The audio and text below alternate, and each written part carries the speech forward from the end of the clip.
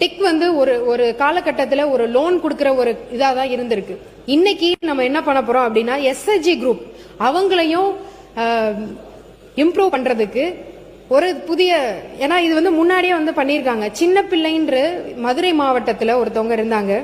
அவங்க வந்து ஓரிங் ஹைட்ரோக்ளாலிக் சிஸ்டத்தை வந்து ஆயில் லீக்காம இருக்கிறதுக்கு அந்த ஒரு இதை வந்து எம்எஸ்எம்இல இருக்கிற ஒரு எஸ்ஹெச்ஜி மதுரையில் இருக்கிற ஒரு பெண்மணி வந்து அதை வந்து பண்ணிட்டு இருந்தாங்க. அப்போவே வந்து வாஜ்பாய் அவர்கள் அவங்க வீட்டில் போய் அவங்களுடைய காலில் வந்து கும்பிட்டு இருந்தாங்க. ஸோ அந்த மாதிரியான ஆகஸ்ட் 25 நடைபெற்ற சட்டப்பேரவை நிகழ்வுல தொழில்துறை மானிய கோரிக்கை மீதான விவாதத்தின் போது தொழில்துறை அமைச்சர் கீர்த்தனா அவங்க சுய உதவி குழுக்களுக்கு நிதி கொடுக்கறத பத்தி பேசியிருந்தாங்க. அப்ப பத்மஸ்ரீ சின்ன பிள்ளை அவங்கள பத்தி குறிப்பிட்டிருந்தாங்க.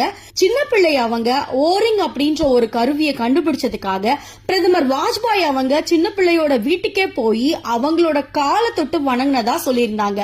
ஆனா அமைச்சர் சொன்னதுல பாதி உண்மை பாதி உண்மைக்கு மாறான தகவல். அப்படி உண்மையிலேயே நடந்தது என்ன அப்படின்னா, மதுரையை சேர்ந்த சின்ன பிள்ளை அவங்க பிலிசேரி கிராமத்துல களஞ்சியம் அப்படின்னு ஒரு சுய உதவி குழுவை உருவாக்கி விளிம்பு நிலை பெண்களோட வாழ்வாதாரத்தை உயர்த்தினதுக்கும் அவங்களோட சமூக மற்றும் பொருளாதார முன்னேற்றத்துக்கு முக்கிய காரணமா இருந்த காரணத்தினால அவங்களோட இந்த பணியை பாராட்டி 2001 வருஷம் ஸ்திரீ சக்தி புரஸ்கர் விருது அவங்களுக்கு கொடுக்கப்பட்டிருந்துச்சு. அந்த விருது வழங்கும் விழாவில் கலந்துகிட்ட அப்போதைய பிரதமர் அடல் பிகாரி வாஜ்பாய் அவர்கள் விருது வழங்குற மேடையிலேயே சின்ன பிள்ளையோட காலில் விழுந்து வணங்கியிருந்தாரு. இந்த நிகழ்வு அப்ப ஒரு மிகப்பெரிய நெகிழ்ச்சியை உருவாக்கி இருந்துச்சு. ஆனா அமைச்சர் கீர்த்தனா என்ன சொல்லியிருந்தாங்கன்னா, வாஜ்பாய் அவர்கள் அவங்களோட வீட்டுக்கே நேர்ல போய் அவங்களோட காலில் விழுந்ததா ஒரு தவறான தகவலை கொடுத்திருக்காங்க. ஆனா மறைந்த ஜனாதிபதி அப்துல் கலாம் அவர்கள் சின்ன பிள்ளையோட பிலிசேரி கிராமத்துக்கே நேர்ல போய் அவங்கள பார்த்து பிலிசேரி கிராமம் மாதிரி இந்திய கிராமங்கள் மாறணும் அப்படின்னு